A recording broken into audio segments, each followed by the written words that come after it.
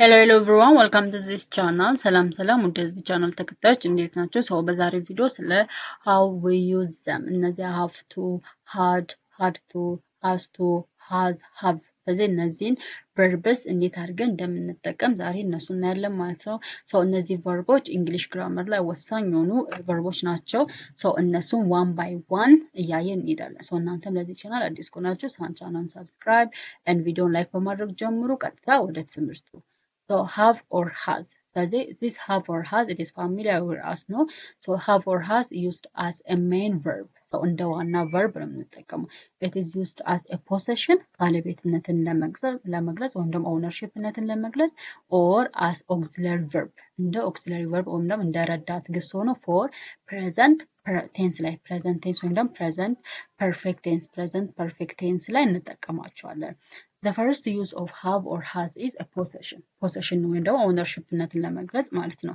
So it is for I, you, we, they, we use have እንጠቀማለን and for he, she, it or for a singular subject ደግሞ has እንጠቀማለን ማለት ነው.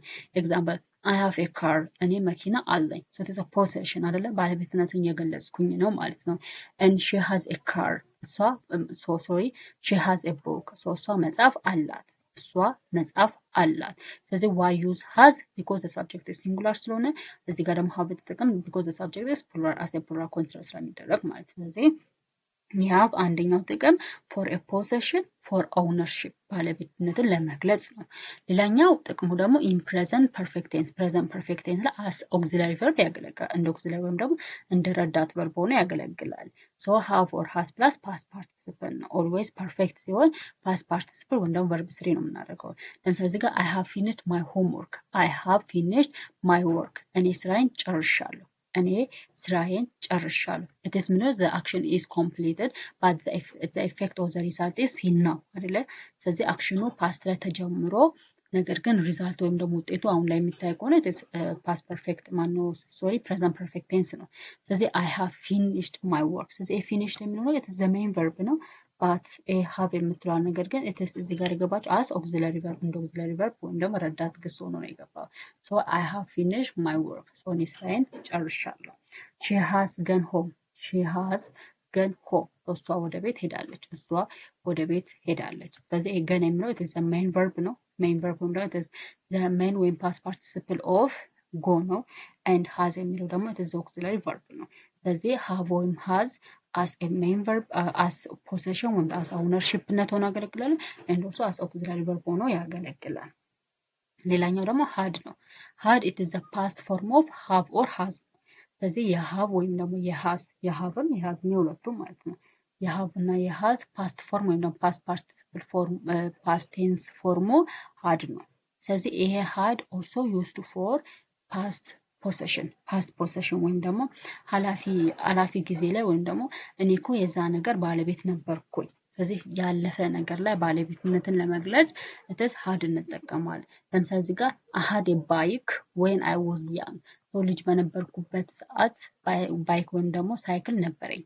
ልጅ በነበርኩበት ሰዓት ወይም ደግሞ ያንግ ወጣት በነበርኩበት ሰዓት ሳይክል ነበረኝ ካልኩኝ እትስ ፓስት የሆነ ወይም ኃላፊ ጊዜ ላይ የተፈጸመ ምን አለኝ እትስ ባለቤትነትን ያንጸባረኩኝ ነው ማለት ነው። she had a dog. እሷ ውሻ ነበራት። ስለዚህ የውሻ ባለቤት ኃላፊ ጊዜ ላይ የውሻ ባለቤት እንደሆነች እየገለጽን ነው ማለት። ስለዚህ she had a dog ስንል እሷ ውሻ ነበራት። ስለዚህ for past possession or past ownership ያለፈ ባለቤትነትን ለመግለጽ we use had. So had it is as I told you it is a past form of have and has ነው። ሌላኛው ደግሞ as a past perfect ለምሳሌ have and has as a present perfect አላልንም። have እና had ደግሞ as a past perfect እንጠቀመዋለን። as a past perfect auxiliary verb ማለት ነው። ስለዚህ had plus past participle I had finished before he arrived. so እሱ ከመድረሱ በፊት እኔ ጨርሻለሁ። እሱ ከመድረሱ በፊት እኔ ጨርሼ ነበረ። እሱ ከመድረሱ በፊት እኔ ጨርሼ ነበር ስል so the action is finished before the other action is performed አይደለ? so ሌላኛው አክሽን ከመጀመሩ በፊት ስታርት ከማድረጉ በፊት ለተፈጸመ አክሽን it is past perfect ነው የሚባለው። so for past perfect ላይ as auxiliary verb እንጠቀማለን። ማንን hadን she had left already. so already እሷ ሄዳ ነበር። already እሷ ሄዳ ነበረ ስለዚህ had used for past possession and for past perfect ሌላኛ ደግሞ has to እና have to so this have to and has to is used to show obligation so modal verb ላይ modal verbs ላይ አይተናል have to እና has to modal verbs of obligation ላይ አይተናል so you can revise it so it is have to or has to it is used to show obligation ወይም ደግሞ so something is necessary የሆነ ነገር አስፈላጊ ለሆነ ነገር ግዴታ ለሆነ ነገር obligation ለሆነ ነገር has to እና have to እንጠቀማለን so have to for plural subject and has to ነው for singular subject የምንጠቀመው for example እዚህ ጋር I have to study so ማጥናት አለብኝ I have to study ስንል ማጥናት አለብኝ so this ማጥናቱ it is necessary ነው ማለት አስፈላጊ ነገር ነው ማለት is obligation ነው she has to wake up early so እሷ በጠዋት መነሳት አለባት she has to wake up early so እሷ በጠዋት ወይም ደግሞ በጊዜ መነሳት አለባት so it is obligation ወይም ደግሞ በጠዋት መነሳቷ it is necessary አስፈላጊ የሆነ ነገር ነው ማለት ነው ስለዚህ have to or has to it is used for necessary things ነው ለምሳሌ rules ሊሆን ይችላል duty ሊሆን ይችላል responsibility ሊሆን ይችላል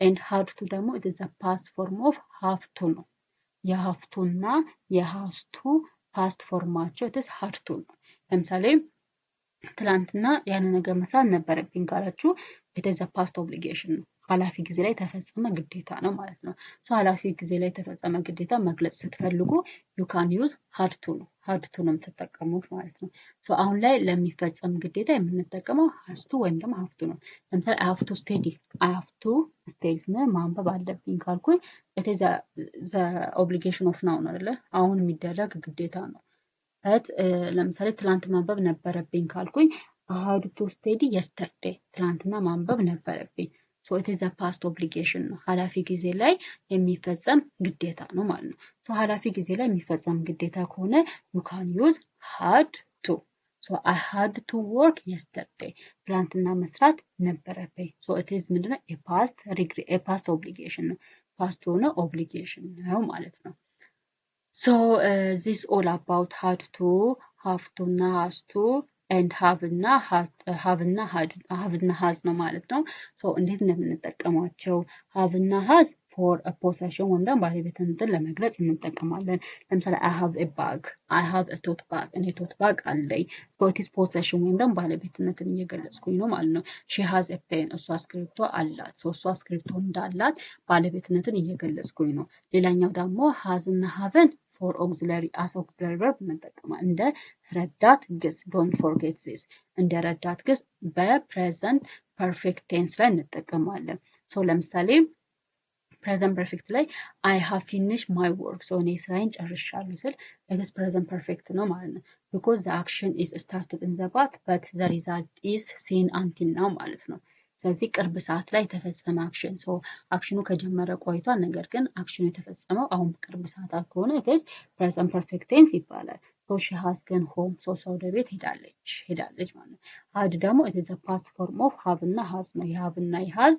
past form ወይም ደግሞ verb to had ነው ስለዚህ ይሄ had ደግሞ የምንጠቀመው for past possession so ኃላፊ ጊዜ ላይ ለተፈጸመ ኃላፊ ጊዜ ላይ ለነበሩ እንትኖች ባለቤትነት ኃላፊ ጊዜ ላይ ለነበረ ባለቤትነት ለምሳሌ እንትን ነበረኝ እኮ ምናምን ብለን ለመግለጽ ስንፈልግ we can use had ነው የምንጠቀመው ለምሳሌ I had a bike when I was young so ወጣት በነበርኩበት ሰዓት ምን ነበረኝ ሳይክል ነበረኝ ወጣት በነበርኩበት ሰዓት ሳይክል ነበረኝ so it is a past possession ነው ማለት ነው ሌላኛው it is past perfect ላይ እንጠቀማለን had past perfect ላይ ደግሞ it is ለምሳሌ I had finished before he arrived so እሱ ከመድረሱ በፊት እኔ ጨርሻለሁ እሱ ከመድረሱ በፊት እኔ ጨርሼ ነበረ so the action is performed in the past ማለት ነው so ለሱም እንጠቀማለን have to እና has to so as I told you for obligation ወይም ደግሞ ግዴታውን ነገሮች አስፈላጊውን ነገሮች ለመግለጽ ስንፈልግ it is ግዴታ ለሆነ ነገር it is have to has to ነው has to for singular subject have to ደግሞ for plural subject ነው ለምሳሌ I have to study so እኔ ማንበብ አለብኝ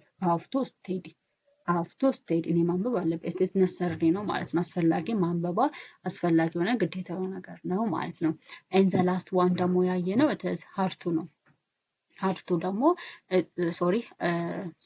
had to ደግሞ it is a past form of have to ነው it is ያ ማለት ኃላፊ ጊዜ ላይ ነበረንን ኃላፊነት ወይም ደግሞ ግዴታ ለመግለጽ ስንፈልግ had to ነው የምንጠቀመው so I had to work yesterday so እኔ ትናንትና መስራት ነበረብኝ እኔ ትናንትና መስራት ነበረብኝ ሶ it is the past የሆነ ኦብሊጌሽን ወይም ግዴታ ነው ማለት ነው and she had leave early ሶ በጠዋት መሄድ ነበረባት she had to leave early ሶ በጠዋት መሄድ ነበረባት so it is የሆነ past የሆነ ኦብሊጌሽን ወይም ግዴታ ነው ማለት ነው እንደዛ ከሆነ had to እንጠቀማለን so this all about have to had to and had እና have and has ነው ማለት ነው so እንዴት እንደምንጠቀማቸው I think it's clear ነው ግልጽ በሆነ ቋንቋ ነው ያስረዳኋችሁ ማለት ነው so ያልገባችሁ ነገር ካለ ወይም ደግሞ ከፈጠንኩባችሁ ወይም ግራ የገባችሁ ነገር ካለ ኮሜንት ለጻፉልኝ so እናንተ በምትሰጡኝ ኮሜንት መሰረት እኔ ያስተካከልኩኝ ያሻሻልኩኝና አዳዲስ ነገሮች እየሰራው ሄዳለሁ please ይሄን ቻናል ለሌሎች ሼር አድርጉላቸው because so there are lots of students